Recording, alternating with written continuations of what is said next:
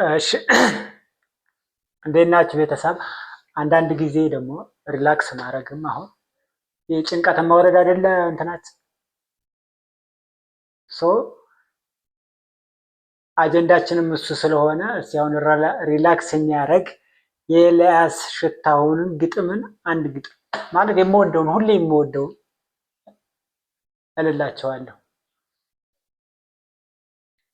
እንዴት እንደመጣው እንዳትጠይቂኝ፣ ለምን ስለምትናፍቂኝ አውቀዋለሁኛ።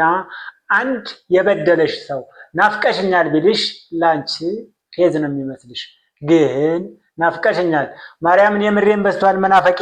የትም እገኛለሁ የትም እስቃለሁ፣ ግን ያለቅሳል ሳቄ። ብራመድ ባገሩ ብከንፍ እንኳን ብበር ተከፍቶ ያለው ቆለፍኩት ያልኩት በር። ቀን የከረቸምኩት ሌት በምን ከፈትኩት? በሌሊትሽ መጣው ዓለምን ስላጣው ከትላንት የባሰ እንደማጣሽ ሳስብ በደሌን አየው ጥጥም መውደድ ሲስብ። አንቺዬ ውዴ የበደለ ሁሉ አይናፍቅም እንዴ? ማቀፍ እንኳን ባልችል ምሕረት ባለምንም አትሳቂብኝ እንጂ ግጥሙን እያነበብኩ ናፈቅሽኝ አሁንም። ፀሐይዋን ከተትኳት ዓይንሽን ለማየት ከቤቴ እየወጣው የበደለ ዓይኔን እንዳታይ ብዬ በጨለማ መጣው።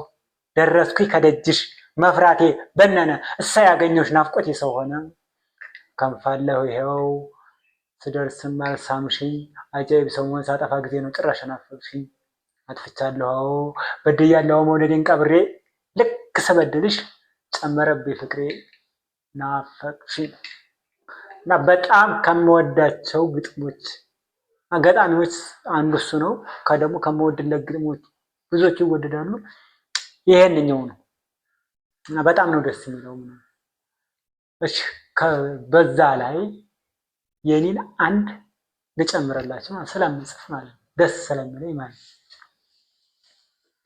አትፍረድ፣ ከከፍታ ቦታ ግርጌ ላለመውረድ አትፍረድ።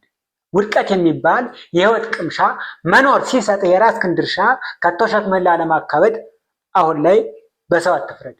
ከቻልክ በልቦና እግር እታች ሲወርዱ አብረህ ተሰደድ፣ እላይ ሲወጡ ከአፋፉ እረፍ። ዝም በልና ከፍርድ ትረፍ እንጂ በሰው አትፍረድ።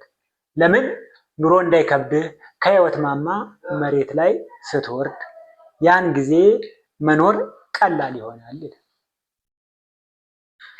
እንዴት ነው?